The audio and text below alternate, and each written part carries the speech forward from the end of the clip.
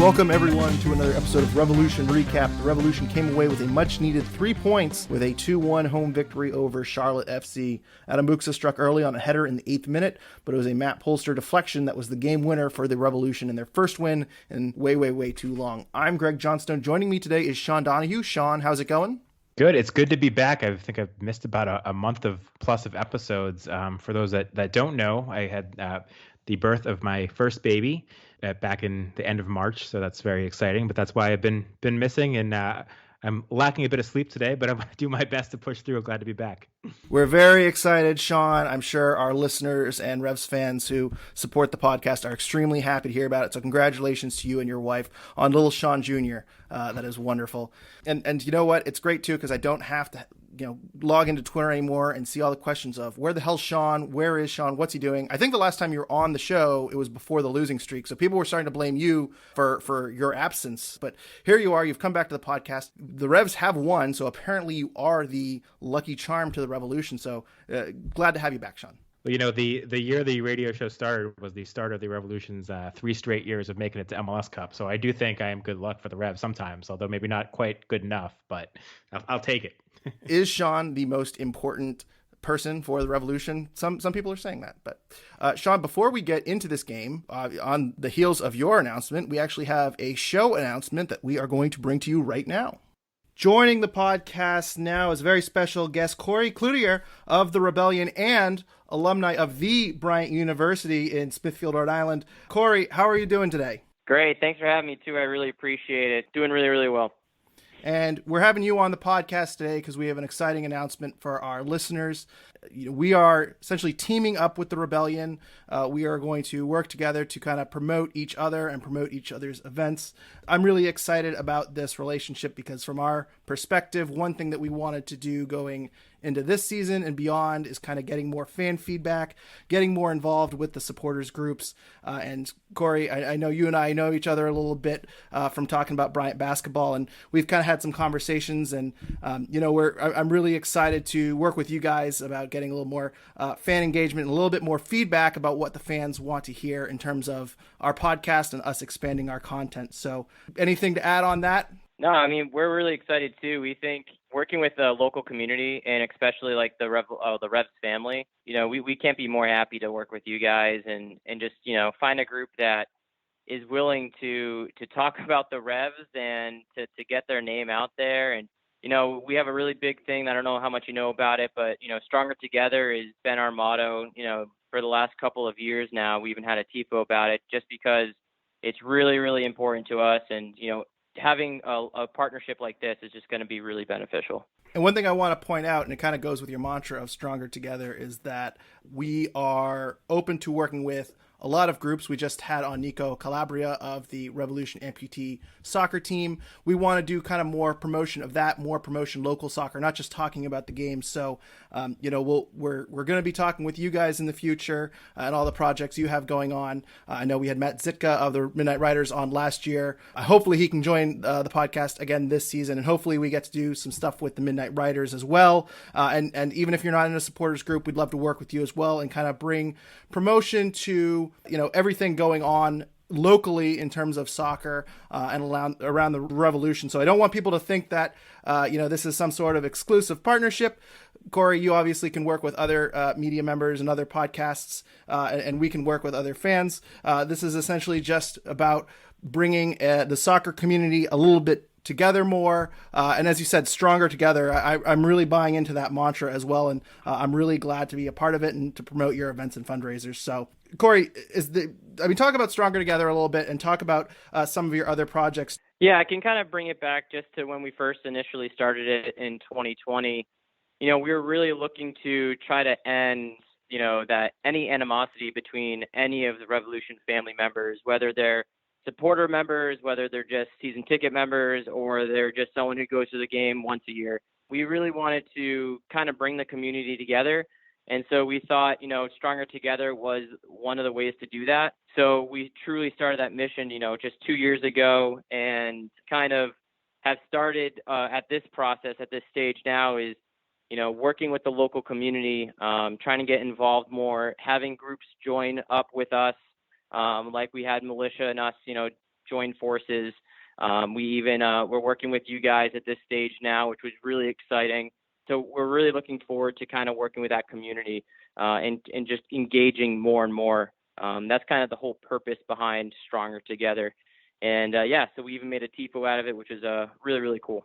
I think that's all very great. And as I say, I'm very excited to be a part of this. And as I say, kind of being in Revs media, we're kind of a little bit separate from the fan base. We kind of don't really have a pulse of what's going on. And as I say, one thing that we've heard back is that we're not really involved with the fan supporter groups. We're not really involved with the fans. And, our goal as a podcast is to make life to be more fun as a Revs fan. And now that the team is, not right now. It's not a lot of fun to be a Revs fan, but recently the team has been growing. They've certainly been putting more resources into the team. I think there is a new era of Revolution soccer going forward. And I hope off the field, as I say, it just becomes more and more fun to be a Revs fan. And Corey, how can people get involved with you guys at the Rebellion?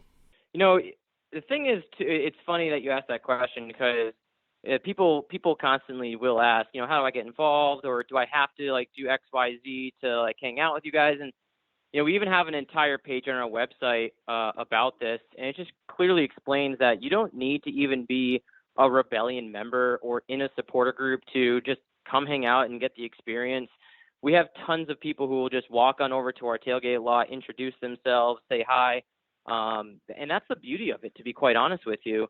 Is we have this opportunity here where people don't have to be involved with the group, but they can still get involved. If they want to, help us out and join a membership, then they're more than welcome to go to our website, anyrebellion.org, and they'll be able to buy a membership, and that really helps us out when it comes to making things like tifos.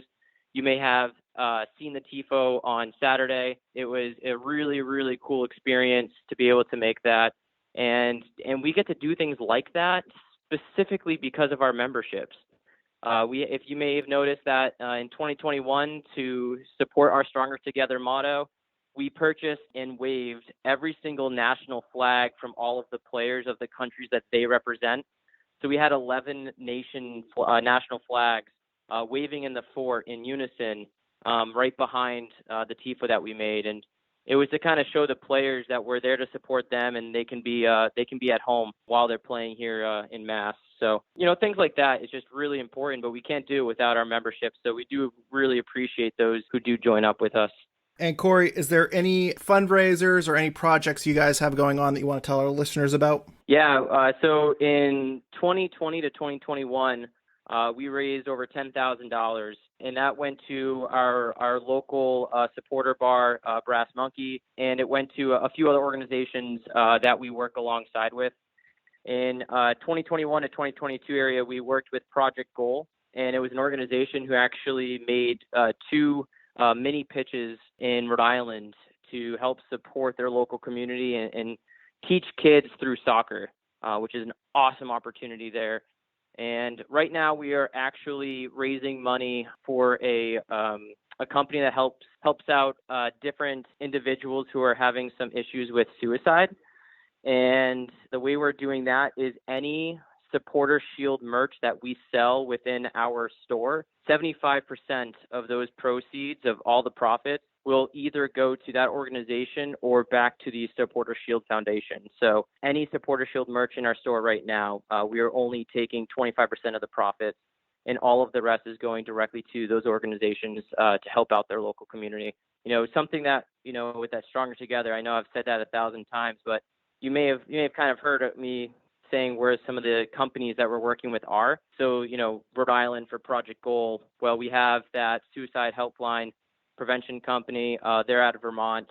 We worked with a LGBTQ company in New Hampshire last year to raise money for teens in that area and youth in that area. So we're trying to actually also kind of grow the community outside of just Rhode Island and Massachusetts. And so we're trying to spread around our community service to all 6 states, hopefully within the next year or so. We at least had one event in all 6 states for community service portions. Well, that's great, and you guys are doing great work, and I'm really excited to work with you in the future and to bring kind of your projects to light as well, which we will mention on our show in the near future as they come up. Corey, I do have one more thing I got to ask you. It's a little bit off topic, but we got a listener question asking for a reaction to the Bryant University Bulldogs moving to America East. As an alumni, can I just get your reaction to Bryant's inevitable rise to college basketball stardom and as a college basketball powerhouse? Oh, man, I'm pumped. I don't know if you've seen some of the signings that they've made, which is weird to say because it's college basketball. But since COVID started, they're allowing, player signings to transfer from school to school because of, everything that happened with COVID. And they had 3 huge signings, 2 major forwards and a guard. And I'm just forward for the season. I'm definitely nervous for Vermont, but I seriously think we actually have the ability to compete with them next year. We'll see what their coach does with some players, but yeah, I'm pumped. I'm pumped for that. Lacrosse and baseball, I think Brian has a chance in all 3 of those. So we'll see what happens, man. We'll see what happens. Final 4, here we come. I'm really excited about Bryant moving to the America East, and I'm really excited about working with you, Corey. And as I said at the beginning, I think one thing that I really like about our partnership too is that this isn't just a you and us thing. We both want to kind of grow the fan base together, kind of unite everyone. We're all Revs fans. We're all in this together. So as I say, hopefully we can have Matt Sitka and we can do some stuff with the Midnight Riders as well. We really want to bring awareness to all of the great charitable work the Rebellion and the Midnight Riders do. And as I say, if there are other fans outside of the supporters groups, as you said, Corey, they're more than welcome to come down to join you, to tailgate with you guys. I really think it's a great message you guys are sending, and hopefully the fan base can kind of go forward stronger together. So absolutely. Any final thoughts before we move into our next segment of our podcast? Yeah, just one quick thing, or actually 2. The first one is if you are looking for the Revs Recap podcast, we will be posting it on our website under our partner page. So please go check that out, and you'll be able to find all the links for them if you don't know where to go at already. And the second thing is I'm going to give you an exclusive, and this is going to be the first time this has been announced, but just giving you a heads up that the Supporter Cup will return. More details to follow. But for those that don't know what the Supporter Cup is, it is an 11v11 game in Gillette Stadium on the field, the Riders versus the Rebels, and all proceeds do go to a charity to be determined. Usually it's Boston Scores, but we have not officially confirmed that this year. But heard it here first, it is finally back after a 2-year hiatus there. Breaking news on Revolution Recap. The first time we've ever broken news on this podcast. Corey, really appreciate you joining us today.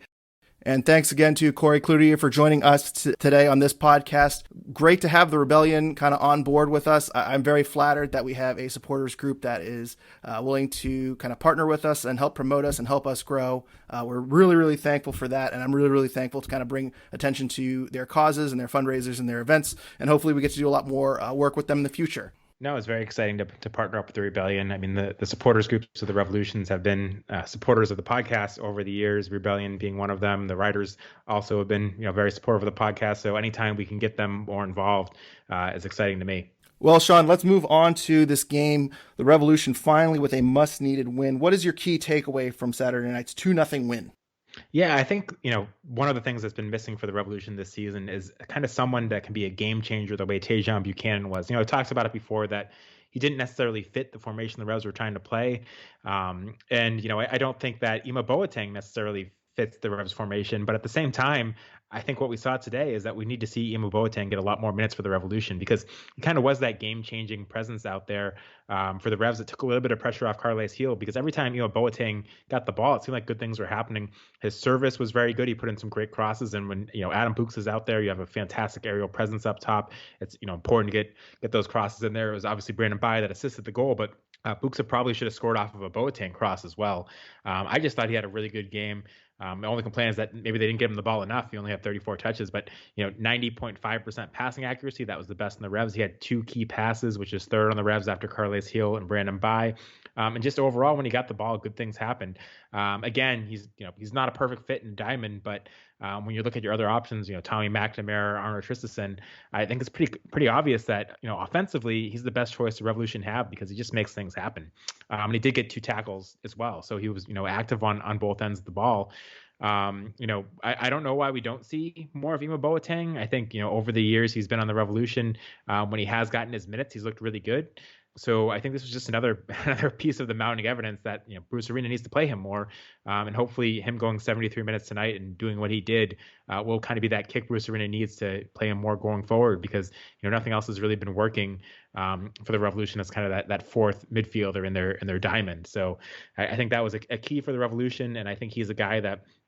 He's not as good as Tajon Buchanan, but he's got a ton of pace, and he's someone that can cause a lot of problems when he's running at guys. And that is something the Revolution have been missing this season.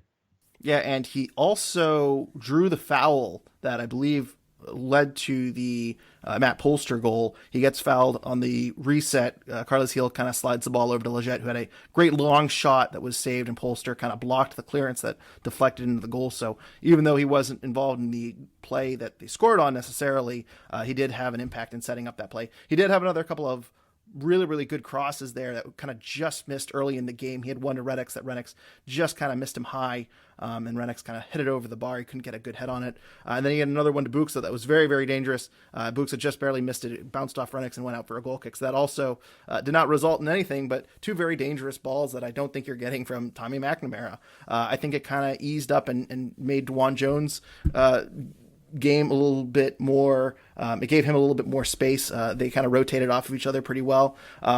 I think the argument that we've kind of said in the past is that you want Ima Boateng off the bench. Kind of you want him going against tired legs because he can't really be contained. But I think you're right, Sean. I think Tommy McNamara has kind of fallen in recent weeks. It seems like Tristison and Kaptoum aren't really the answer there either. And Boateng was just very, very dangerous today and gave them a spark that we haven't really seen in a while. So, Sebastian Leggett, I feel like probably sat back a little bit more in that midfield to kind of cover the center. But overall, I agree with you. I think Boateng is definitely going to get another start. The one thing I am concerned about is that it seems like now the Revs don't have any good offensive subs off the bench. So if you need a goal, who do you go to? It's a little concerning that Tommy McNamara might be your top offensive sub, but that's not necessarily an Ima Boateng problem. That is a Revolution problem, and hopefully that's fixed in the summer window. So overall, very, very good game from Ima Boateng today. And I'd like to see him kind of filling that spot more in the future. Yeah, I completely agree with all that. And the one thing I will say is I'd like to see Damian Rivera get a chance to be that kind of spark off the bench if Boateng's starting. They didn't need that today because they were winning. But in different circumstances, I would like to see him get more of a run out to see if he could be a little bit of a spark in that midfield off the bench. And I'll go to my key takeaway here too, which is that Adam Buksa is a game changer. It seemed like the Revs were going to him early and often tonight, and this was just a game where he's only on the score sheet once. There were a couple of plays that could have been better. Notably, he whiffed very, very early in the game. He could have made it 1-0 in the third minute when Carlos Gil kicked a beautiful ball over the top to him and Buksa kind of whiffed on it. There were some headers that just barely missed him. And so this could have been a game where Buksa came away with 2 or 3 goals, but really just couldn't get it perfectly, except for that 8th minute goal where Brandon Bai crossed it perfectly to his head and he powered it home. But, he does so many things well, and you can just sense that when they don't have him in the lineup, it's really hard to kind of replicate what he does. He was 10 for 13 in aerial duels. He had a really nice play where they had an outlet pass to him, and he dribbled around 2 players and brought it to midfield, and I believe drew a foul. He's able to control possession and kind of pass it off and kind of lead the transition very, very well. This is a game that he's only scored once, but I feel like he should have scored a lot more, and hopefully he doesn't get any more red cards because, especially with Gustavo Bo out, he's really needed up there right now. Not to insult Justin Redix. I think Justin Redix has been playing very fine, but Adam Buksa has just been, I thought it was a phenomenal game from him, and it's good to see him back in the lineup. Oh yeah, completely agree. And it just kind of hammers home the point of how terrible it was that he got a boneheaded red card, against Red Bull in stoppage time and kind of a lost cause. So, he is a game changer for the Revolution, like you said. And the fact that the target he can be out there, and when you have guys like Ima Boateng and Brandon Bai and Dwan Jones and Carles Gil that can cross the ball into the box, having him out there as a target up top just makes such a huge difference. And I think you hoped that Josie Altidore could kind of spell that type of play when he was out there. We haven't really seen that from him yet. And so for now, I think Adam Buksa is absolutely immense for the Revolution and what he can provide up there. And like you said, he needs to avoid getting red cards and stay healthy because, especially with Gustavo Bo out, but even with Gustavo Bo healthy, I think what the Revolution do in many ways depends on Adam Buksa's presence out there. And just a quick update on Gustavo Bo. I believe Bruce Arena said earlier in the week that he is expected out another couple of weeks. He did say after the game tonight that he's like, somebody asked about it and he just said like he's progressing and he wouldn't really give anything more than that. Yeah, no timeline on Gustavo Bo at this moment in time. So unsure how long Gustavo will be out, but just kind of emphasizes how important Adam Buksa is overall. But I do want to talk about Justin Rennicks too while we're talking about the striker position. I believe this is his third consecutive start for the Revs. Scored last week. Getting the Revolution recap up, I would say, after appearing on our show a few weeks ago. If you haven't listened to that, please go back and listen to our talk with Justin Rennicks. But Sean, give me your thoughts on Justin Rennicks' performance tonight. Yeah, I mean, it's kind of come out of nowhere, right? The way he's played for the Revolution recently. I mean, he's been on the team for several years and hasn't done much. But all of a sudden, he's kind of stepped up and looked pretty good. And I think he's still not really a finished product. I think I'd like to see him, be more clinical with his chances and, get more shots on frame. But certainly the effort's there. He's making some good runs. And with Josie Altidore, and I hate to bash him too much because I don't think he's ever really been fully fit with the Revs. I think one of the things that was frustrating is that you didn't necessarily see him, doing the pressing that the Revolution like to do to kind of create turnovers. And Justin Rennicks was certainly doing that. Again, I think he needs to get better at finishing. I think, that'll come if he gets more minutes and more confidence. And certainly that goal last week probably helps with the confidence. But he's been a surprise for the Revolution and he's done really good. And he's been a nice addition to the Revolution front line. So I thought he had a good game.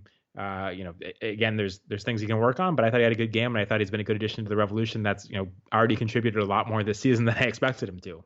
Yeah, and Steve McGrogan, one of our listeners, added to the listener mailbag. He said rednecks. I believe he means Rennicks, but he said rednecks. I believe that's a typo. Damn autocorrect. But he says rednecks was good. Had a couple of nervy moments. He is a future star that is still learning. More minutes for him and Boateng. So, obviously he kind of shares your thoughts on Emma Boateng. He shares your thoughts on Justin Rennicks, assuming that he is actually talking about Justin Rennicks and not some rednecks. I think that's the first time I've heard someone from Hamilton, Massachusetts be called a redneck. Yeah, I mean, as I say, he might be talking about Charlotte FC, but I don't know. I don't know if I classify them as rednecks, but no, I thought Justin Rennicks played pretty well. If you look at his stats, 6.3 foot mob rating. He had 2 shots. He was 12 for 14 on passes, but neither of his shots hit the target. 30 touches. Dispossessed 3 times, 3 for 10 on ground duels, 0 for 2 on aerial duels. Those stats don't really speak of a good performance overall, but if you watch this game, the Revs really pressed Charlotte, especially very early in the game, very effectively. Charlotte was having a tough time getting the ball out of their third. They were struggling at moving the ball, and Justin Rennicks was really, really effective at it. And at one point, forget who the defender was, but he goes over, he pressures the defendants, he takes the ball straight off him, and then he draws a foul, which turned out to be a yellow card. So that wasn't a significant play when it comes to the stat line, but that is a potentially game-changing play where you get a center back on a yellow card. Overall, he had a lot of little plays in this game where I thought he was extremely effective. He seemed to fit in very well. Obviously, this is only his third start, but he's improving, it seems like, week after week after week. The one thing I will say, which concerns me a little, is in the 58th minute, there's a 3-on-3. Carlos Gil is dribbling the ball up. He has Adam Buksa on the left. He has Justin Rennicks on the right. And the defender who really should have Rennicks is kind of cheating in towards the middle a little bit to kind of pressure Gil. And instead of Gil sending down Rennicks into space, it looks like he's trying to go towards Buksa. So I don't know if Carlos Gil doesn't trust Justin Rennicks a ton. I thought that play was pretty telling because it turned out that they just kind of sent the ball over to Buksa. There wasn't really a good angle for him to run in. He ends up centering the ball to, I believe it was DeJuan Jones or Emma Boateng or Sebastian Lletget, but I believe there was a shot that kind of was scuffed or blocked or was cleared out of the zone. So it didn't lead to a good chance, and I wish Carlos Gil sent the ball down to Rennicks because I would have liked to have seen what he did there. But Rennicks is a pretty versatile player. He can kind of play up top. We saw him down on the wing a little bit, controlling the ball, scrapping for balls. I thought he brought a lot to this game tonight, and I think he balanced out very well with Adam Buksa. Yeah, I completely agree with that, and I know exactly the play you're talking about. It was extremely frustrating because I thought, at first it was a good play from Carlos Gil, and that he was getting fouled on that play. He was getting a lot of pressure from behind, and he stayed on his feet, which is something that I'd like to see him do more of, and he did it there. And, got himself into a very dangerous spot. And if he played the pass to Justin Rennicks was in a very dangerous spot, but he held onto the ball and kind of waited until it was too late. and then forced to pass to Adam Buksa that wasn't really there. Buksa got the ball, and like you said, it didn't end up being a great chance. I don't know why he didn't pass to Rennicks. I don't know if there is a lack of trust there, but Carles Heel needs to pass that ball to Justin Rennicks, and if Justin Rennicks messes it up and destroys that trust later on, okay. But that was a bad play by Carles Heel. And should have been a really good opportunity for Justin Rennicks, where he could have seen what Justin Rennicks was capable of. And again, I don't think anyone's going to mistake the quality of Justin Rennicks for Josie Altidore in his prime and what we know Josie Altidore is capable of. But I do think if you put 32-year-old Josie Altidore in this game, the Revolution aren't able to play the same way they played because of, like you said, the high press that they were doing at times, and Justin Rennicks' ability to contribute to that. I don't know you get that out of Josie Altidore. Again, Josie Altidore is an extremely talented player, and his quality is much higher than Justin Rennicks when he's at his best. But I think just the way they're trying to play this game when Adam Buksa is out there, Justin Rennicks complements him more. Agree 100%. Sean, we've been way too positive on this podcast. Was there anything from tonight or anyone on the Revolution that did not impress you or you're a little sour on? I mean, just overall, I think, this was a game where the Revolution were coming off a long losing streak. They were going against the Charlotte team that's, had some success, but as an expansion team, I would have liked to have seen the Revolution boss this game a lot more than they did. I think this was an opportunity for them to really kind of make a statement and go out there and control the game and get a big win. And they got the 3 points, which is the important thing, but they didn't do it in a manner that I would have liked to have seen. They conceded 60% possession. And the Revolution have actually, as bad as they've been this season, they've been a team that's top 10 in possession. So to have a home game where they just, kind of concede possession to an expansion side, it ended up working out in the end, but it just surprised me that they played that way and that they didn't do a better job of taking care of the ball. You can't complain too much. 3 points is 3 points, but this was an opportunity to kind of make a statement, I thought, against an expansion side of how good the Revolution could be. Yes, they were missing Henry Kessler and Gustavo Bo and Matt Turner, but as far as things go this season, it was a relatively healthy lineup. So that kind of disappointed me. And then, I hate to be too harsh on the guy that everyone's always harsh on, but I thought Omar Gonzalez, didn't look great again. And in particular, his passing out of the back was poor. I think they even commented on the broadcast. There was one play he had where he just, had time and just hit a ball to nobody, but he was 69.2% passing accuracy, which is the worst of anyone on the team outside of Adam Buksa. And for a center back, you like to see 80% plus passing at least. So 69.2% for that position is pretty poor. But I don't want to spend too much time on Omar Gonzalez because I think people have been commenting on his play all season, so it's kind of beating a dead horse at this point.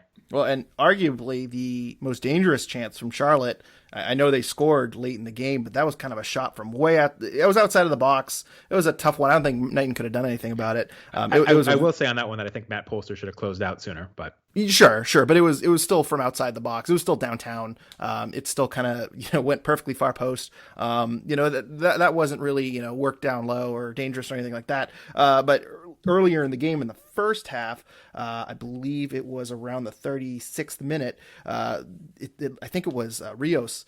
Bender kind of slides the ball into Rios, and Omar kind of gives him a little too much space. And luckily, the ball hits off the outside of the post and goes wide. Brad Knighton seemed to be in good position. I think he would have saved it anyway if it was on target. But that was really the only time Charlotte was able to kind of get in behind the defense and really get a chance dangerously kind of in the box. So every other shot, if you look at their shot chart on MLS Soccer, everything's kind of outside the box. Everything's kind of long range. Brad Knighton, I thought, played pretty well. He made a couple of spectacular saves. I'm kind of half and half on this because I do think a better team probably comes away with a draw in this game. It's not good to see Charlotte come in and get 60% possession, but ultimately, if you look at the expected goals in this game, Charlotte had, I think, .33 according to FootMob. So I think defensively, I thought it was fine. They did have a couple of hiccups here and there, but overall, I think the Revolution were the better team in the game. With that being said, I would have liked a statement win, like you say, Sean. I would have liked a 3-0, or at least a 2-0 win. I think if they come away 2-0, I feel a lot better about this game. But coming up with 1.25 expected goals, having about 40% possession, conceding late again, there's a lot of things that kind of make me concerned. So I'm glad the losing streak is over. I think they needed 3 points. They came into this game as minus 200 favorites, according to the gambling odds, which means you should probably win about 65 to 70% of the time. So they took care of business, but overall, I don't know how impressive of a game this was, but it's a first step getting back on track, I'll say. Yeah, exactly. And, you can't complain about getting 3 points. The Revolution needed it given where they were at. But it wasn't the most convincing win we've seen the Revolution have under Bruce Arena. I'll put it that way. Before we move on to listener questions, I want to take a minute to talk about our sponsor, Golasso Kits. Golasso Kits' mission is to bring unique vintage jerseys to your home with a catalog of jerseys, jackets, scarves, and more from clubs and national teams from over 80 countries in the world. They have United States men's national team merch, they have Revolution merch, they have merch from your favorite European club that you can support from afar. So please check out GolassoKits.com for their full selection, and make sure you follow them at Golasso Kits on Twitter and Golasso Kits on Instagram for updates on their new inventory. They post their new inventory every single week, so make sure you're following them on social media so you're going to be the first to know when something that you want hits their website. And when you find something you like, please use promo code Revs Recap, all one word, Revs Recap, to save 15% off your order. That is promo code Revs Recap at GolassoKits.com for 15% off your order. Links and code are in the show notes. Sean, you want to get to some listener questions now? Yeah, I'm curious to see what we got tonight. Got an interesting grab bag here. Let's start with TSB11 over on Discord, who I think got a question in a little late, and I think Chris missed it last week. So we'll go to him first. Loyal listener. We looked a little better today, but still lack composure and still allowed a late goal. When are the Revolution going to fix their transition defense? I mean, I think part of the answer is, Henry Kessler needs to be healthy. I was never sold on bringing Omar Gonzalez in, and I haven't been sold on his play.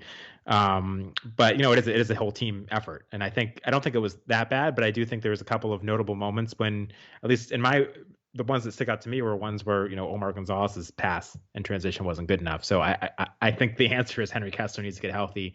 And then they still have some work to do, but it didn't stand out to me that much tonight. There just were a couple of plays from Omar Gonzalez, and I wonder if that's what his focus is on here. Related to that, we got a question from Tristan Price on Twitter. Why do we think the Revs concede so many late goals? They're experienced and well coached, so what's the deal? And I believe that was their seventh goal conceded after the 75th minute. I believe Tanner Rebello of the Trifecta Network tweeted that earlier. And then Tom Quinlan over at WPRO, I believe, tweeted out something that it was the sixth goal after the 75th minute that has been conceded in the last 5 MLS games. So that's a real problem right now. Sean, what's the deal?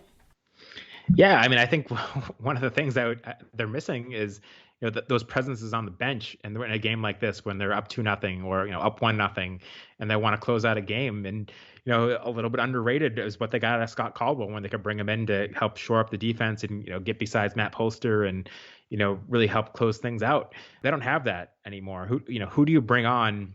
Into the midfield when you're trying to shore up the defense? They brought on Tristison today, and they brought on Captum because they were kind of forced to. But none of those guys come on and give me confidence that they're going to help close out the game. So I think that's part of it, is there's not really good options on the bench. But at the same time, the other part of it is, goes back to the point that the Revolution conceded 60% possession. When you're up at home, I'd like to see the Revolution kind of control the play a bit more. And, they have the players that are very capable of passing the ball and maintaining possession, but we didn't really see that today. It's a lot easier to get a shutout late when you're controlling the play and holding the ball than when you're turning it over and allowing them to have 60% possession and kind of pick you apart when they have opportunities. So I think it's kind of those two things. There's not good options on the bench to help close out a game defensively. I guess you could bring on AJ De La Garza. I don't know what he would do for you if you're trying to do that. I wouldn't be a fan of that idea. But really, there's not a lot of confidence in the defensive guys on the bench. And then I just don't know why the Revolution weren't able to maintain better possession in this one to help close out the game. Yeah, agreed 100%. And Maciel was not available tonight, which might also add to the issues. I feel like he is someone that you want to put in the midfield. We saw Tristison come off the bench. We saw Tommy McNamara come off the bench. We saw Wilfred Captum come off the bench. First time he's made an appearance in, what feels like forever, but I guess it hasn't been too long. I believe he made an appearance back in March. So they did empty out their midfielders. They brought in McNamara for Boateng in the 74th minute. They brought in Tristison for Sebastian Lletget late in the game, the 88th, and then they brought in Captum for Justin Renix to kind of fill that midfield. You have to assume Maciel would be one of those players if he was available. I think that if they can get someone, they do miss Scott Caldwell, in my opinion. I think Scott Caldwell was a pretty sturdy defensive player who was able to hold position and also play pretty well defensively. And I don't know who's really filled in that role. I think Maciel was supposed to take over that role. But long term, if Emma Boateng, if you're playing a tough road game and you want to play a little bit more defensively, maybe you don't play Boateng. Maybe you need to play Maciel. And then do you have another defensive midfielder who can kind of come on. I'm not so sure Kaptoum or Tristison is that player to kind of be the possession defensive midfielder that you need. Another thing too is that Polster got a yellow card. He played pretty well overall. Obviously, he got the goal. I thought he had some pretty great moments in this game overall, and he's a very, very important player. He's one of the more important players on the Revolution.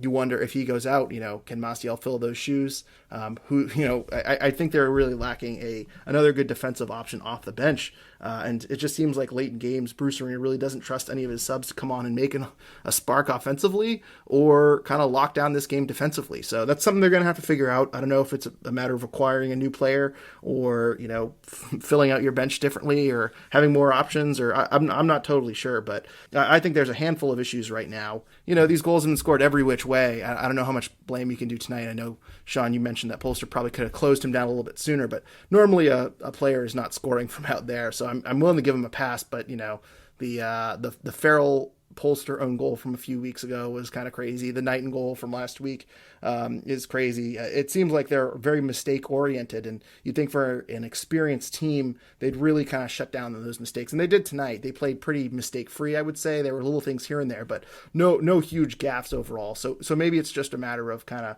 of finding its level and kind of playing the way they should be playing as an experienced team. Yeah, and you mentioned the yellow card to Polster. He's now got 4 on the season, so one more and he's suspended for a game, which is a bit worrying, especially if Maciel is not healthy. But even if Maciel is healthy, I think it's a very, very big shoes to fill. So that's something to keep an eye on. He's got to watch his yellow cards because the Revolution really can't afford to have him out for a game. Agree 100%. Gustavo Lopez asks us, any thoughts on Brad Knighton and Sebastian Leget's performances? Sean, let's talk about Brad Knighton first. And I kind of talked about it earlier. I thought he had a phenomenal game. He had a beautiful save off of a free kick going to his left, kind of tipping it wide. He also had on a free kick where he had to kind of dive to his right, made a very, very solid save overall. Some pretty amazing saves. I think the goal, you really can't blame too much. If you look at the advanced stats, it's not going to look great going, overall, conceding 1 and only, I think, 0.25 or 0.33 expected goals from Charlotte, but I don't think that tells the whole story. I thought he played pretty well tonight and kind of recovered from his game last week. Any thoughts on Brad Knighton? No, I agree with everything you just said. I mean, I got to look at the goal they scored again. It was so fluky. Initially seeing it, I don't know that I blamed him for it. It was just such a fluke goal. I don't know if his positioning was off. I'd like to hear a goalkeeper expert on that one, but I thought otherwise he had a really good game. It's hard to tell, too, if Polster deflected that one, and if he does get a touch on it, if that ball was kind of deflected and kind of took a weird rotation over Knighton, you have to think that there is some sort of voodoo magic with Matt Polster and having his deflections going in between the Andrew Farrell goal from a few weeks ago, from his goal in the whatever minute it was tonight that was the game winner, and then this ball deflecting off of him and then perfectly landing in the net. You have to wonder what's going on with Matt Polster, arguably the best deflector in MLS. So, I think you could make a case that Knighton reacted a little bit slow to it, but I don't know. I'd like to hear from somebody who's more knowledgeable about goalkeeper positioning and everything than me. But it was a weird, very weird goal. Thoughts on Sebastian Leget's performance? Mixed bag. I don't think. I think there were a few moments where he could have done better. I don't think he was as involved as you'd like him to be. But then, he had a fantastic shot that led to the Polster goal. Polster goal doesn't happen if not for that Leget shot. But, overall, I didn't think it was a great performance. I didn't think it was a horrible performance. And for, a guy of his caliber, I think you expect a little bit more out of him than you've gotten in recent weeks. Yeah, he was 24 for 30 on passing. He did have that nice long shot that led to the second goal. So he had 2 shots, both of them on target. He had 43 touches, no tackles, 1. He was 0 for 2 there, 6 recoveries, 3 for 6 on ground duels. I think overall maybe he was kind of playing back a little bit more so Boateng on the other side could push up and they could kind of cover that space. But overall, I thought he played pretty decently. Not a star performance by any means, but obviously he's going to get a lot of praise for that long shot. He also had a very nice long pass to DeJuan Jones early in the first half. I believe it was around the 33rd minute where he kind of slides the ball perfectly into the corner for DeJuan. DeJuan has a cross that was blocked that led to a corner kick, and then off that corner kick, that was the Matt Polster shot saved it seemed like the ball was kind of in there forever, and Matt Polster finally got a good shot off and great diving save to the Charlotte keepers right there. So, yeah, I think Sebastian Lletget had his moments today. No big glaring mistakes, but did have an impact in the game in kind of some small ways overall. So I thought he played fine, but not a superstar performance that I think some people are waiting for Sebastian Lletget to have. But I do think that performance is coming one of these games, just not tonight. Well, the only thing I'll add is I think his style of play lends itself to a more possession-oriented, attack for the Revolution, and less of what they were doing today, which is more of playing a counterattacking style. And like I said earlier, the Revolution before this game were top 10 in the league in possession, and I just think the way Sebastian Lletget plays lends himself to being a good force for the Revolution in possession and helping them maintain the ball, which again is why I was a bit surprised with guys like Lletget and Carles Gil out there that they didn't do a bit better at controlling possession, especially after getting the lead and late in the game when they were trying to hold on. Moving on to the next question, Charles Maddox asks us, should we be holding our breaths at this moment or just live in it and be happy with the 3 points? On to DC. Sean, what are your thoughts? Should we be holding our breaths that there are still flaws with this Revolution team, or should we just be happy with the 3 points?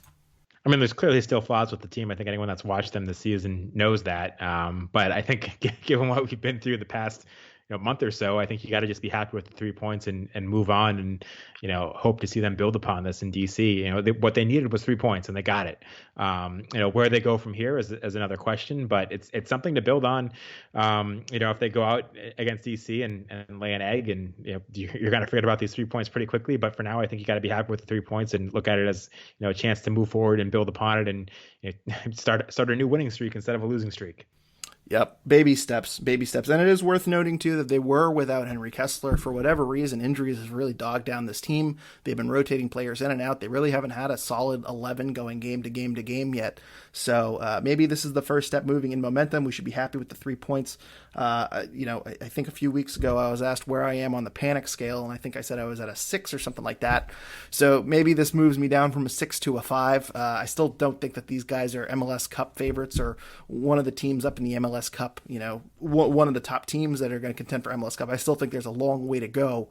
But overall, I think we can be happy that they got the job done. Just in terms of the standings, it's nice to kind of move up. And it's nice to see a lucky bounce go our way. I think you can definitely breathe a sigh of relief. We did get one more question here from Ryan on Twitter. He says it was the result everyone was looking for. I did get a bit nervous when Charlotte scored in the 85th minute. I definitely thought so too. I don't know about you, Sean. I definitely was expecting that second goal to come in. It just seemed perfect for this past couple of weeks where everything has seemed to have gone wrong for the Revolution. It's nice to see, even though they conceded late, it's nice to see them kind of close out and get a win. So any other thoughts? No, I mean, if you haven't, if you didn't get nervous when that goal went in, you haven't been paying attention the last few weeks. So I think it was perfectly normal to get nervous. I think anyone that's been watching the Revs' recent collapses would. But again, disappointing they gave up that goal. But they found a way to hold on and win it. And I think next week is going to be a big one, going on the road and showing that they can do it against DC United in a hostile environment. Absolutely. And I'm trying to look up the standings right now to see where the Revs are in the standings. They're up to 10. 7 points. Ooh, we're tied with FC Cincinnati in points. Woo, look at us. DC United, though, they're not exactly killing it either. They're at 6 points through however many games. I believe we have a game in hand on them. Yeah. DC is 2 wins, 4 losses, 0 ties. So it is a road game, but DC very beatable. This is definitely a game that the Revs can go in and take 3 points if they find their form. So still very early. Look at New York City down there at the bottom. I know they've only played 5 games, but they have 4 points through 5 games. So there's still some quality that at the bottom of the table that you kind of expect to move up. And I think the Revolution are in that category. Hopefully the points dropped early does not hurt them at the end of the season. Definitely a winnable game, and hopefully the momentum carries over into next week. Well, if you want to talk about heartbreaking collapses, DC had one tonight. They were winning 2-0 at halftime against Austin. And Ola Kamara, which is, if you're talking about good news for the Revs, Ola Kamara got a red card in stoppage time, so he will not be available against the Revolution. He had scored both their goals in this one to give them the 2-0 lead, and then they were still up 2-0 in the 80th minute and conceded a goal in the 80th minute, 85th minute, and 90th minute to lose that one. Of course, they were down a man for the entire second half, so it's not that shocking that happened, but that's a tough result for them to take. So they'll be looking to bounce back against the Revolution, but they'll have to do it without Ola Kamara, which is a nice break for the Revs.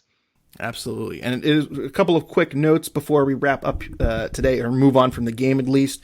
Henry Kessler, we've mentioned he is out. That was a bit of a surprise when the lineups came out. I don't even think he was on the injury report.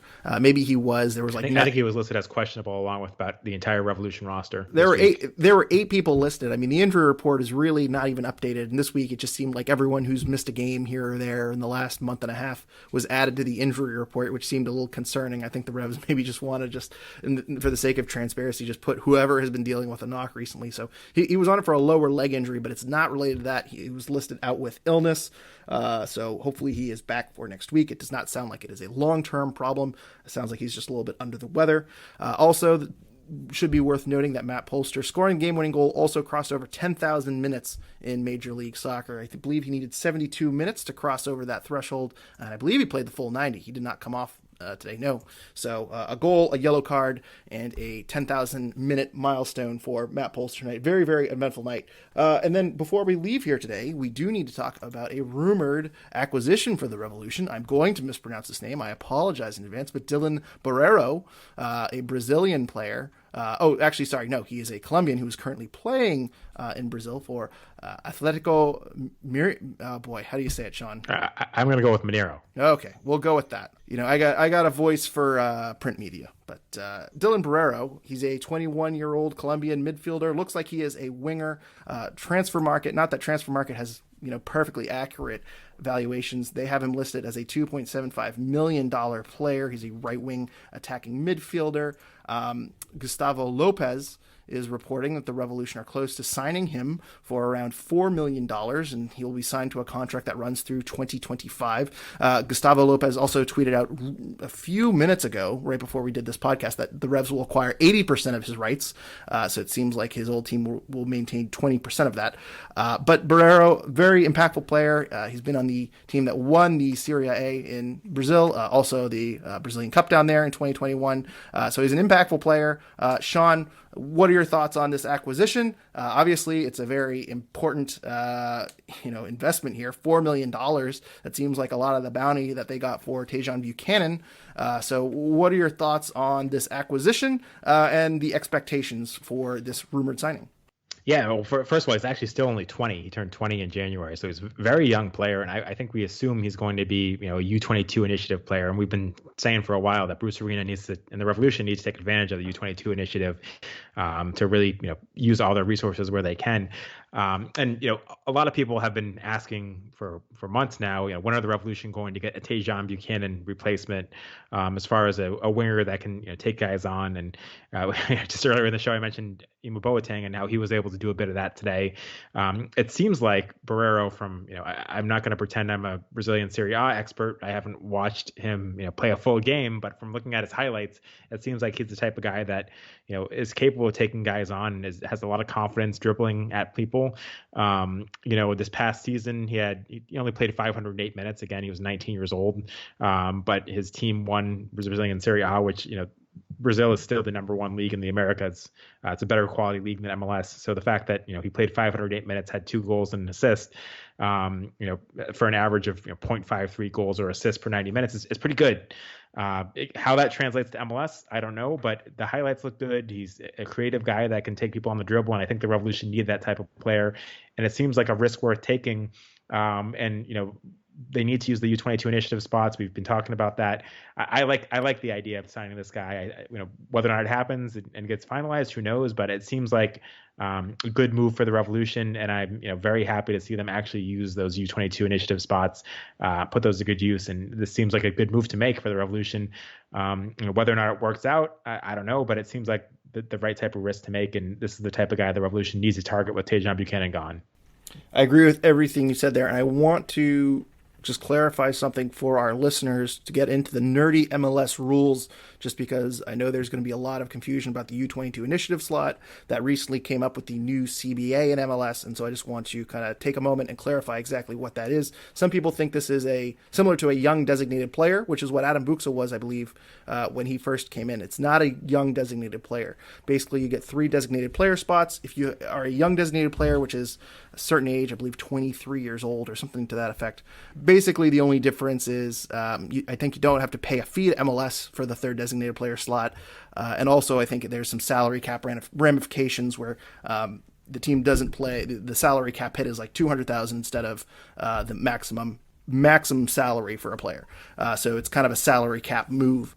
A U22 initiative slot is different. So you still have your 3 designated players. If you have all 3 designated players that are over the age of 24, you get 1 U22 slot. If you don't have 3 designated players, or if one of them is a young designated player, you get 3 U22 initiative slots. And basically what the U22 initiative slot is these are players that are not making the maximum salary charge, which I believe is $615,000 or something like that. It might be $620,000.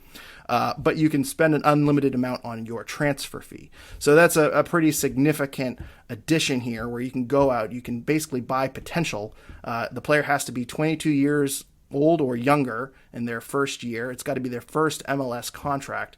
So essentially, it's buying a young player, bringing them to MLS, and basically it's allowing players to kind of spend a lot of money outside of the salary cap on the transfer while paying them, $600,000 or less. And also there's I believe some salary cap ramifications too. You can pay a player hypothetically $500,000, but it only counts for, I think, $150,000 or $200,000 against the cap, depending on whether or not they've turned 20 or not. So if they're 19 or younger, it's $150,000. If it's 20 or higher, if it's 20 or younger, it's $150,000. If it's 21 or higher, it's $200,000. So that's kind of essentially what the U22 slot is. It's different from a designated player. Essentially, the difference is that they have to be under the salary cap, the maximum salary charge of $620,000 or whatever it is, which it sounds like Borrero would be. $4 million transfer fee, it seems like that is outside of the realm of TAM. It sounds like this is going to be a player that the transfer fee is not going to be able to be applied to the salary budget charge. So I would imagine that if the report is true, if this number of $4 million is true, then the Revolution are going to be using their 1 U22 initiative slot on this, which is extremely exciting. No, it's just, we talk about the Revolution and their formational flexibility, and they don't have very much with their current roster. There's not really a guy that can play on the right wing. You can, force a guy like Leggett or McNamara or even, Renix or, I don't know, maybe Gustavo Bo. But if the Revolution wanted to play a 5-man midfield with wingers, they don't really have the options right now. You got Boateng on the left side, but you don't really have a good option on the right. And I guess Tristan on the left side too. So, this would give them some flexibility to do that. On top of everything else we've said. So I think it's a very good move for the Revolution. And, you hope that he can develop into a really good player for the team. The pedigree is there. The fact that he's, won the league in Serie A already, even though he only played 508 minutes. I think this is a very exciting move for the Revolution if it works out. Yeah, I think it's very exciting. I think the Revolution are also scouting South America very thoroughly, it seems like. And this is the type of move that I think is in the next generation of Major League Soccer. So I know the Revs are not the first one to use this U22 slot, not the first one to kind of, add someone to their roster through this mechanism, but it seems like they are catching up to the rest of the league perfectly. And as of right now, too, if you have all 3 designated players, you can only have 1 slot. So it's important you kind of get it right. So if they're putting $4 million into this player, which is most of that $7 million transfer fee they got from Tajon Buchanan, this is your quote-unquote Tajon replacement. Although, again, I don't know if he's going to step in day one and be the perfect fit. I don't know how they're going to develop him right away. But I think this is a signing that people can be excited about and have high expectations for if that $4 million transfer fee is correct. Sean, anything we need to touch on? Any final thoughts before we close here today? Just my final thought on that move is, we talked a lot about Bruce Arena and his reliance on, veterans and aging veterans, particularly this year. So it's a very un-Bruce-like move to go out there and spend money on a, kind of young, promising but unproven talent. And I think it's a nice shift. I don't know if this is going to signal kind of a change in his business, but at least this one move I think is kind of a nice shift in philosophy for him. So I for one am excited to see that, and I hope this move comes to fruition. And we'll see what he offers on the field, but at least optics wise, I think it's a good move for the Revolution to be going out there signing a young player that has a lot of potential and a lot of confidence as a guy that can go out there and take guys on. And it's very interesting that we've seen the kind of this pipeline from Brazil that the Revolution have recently, where they've signed a lot of guys to Revs too, and now here's one getting signed to the first team. And it's interesting to see if Buksa leaves. I think everyone's kind of saying, well, we can bring in another designated player.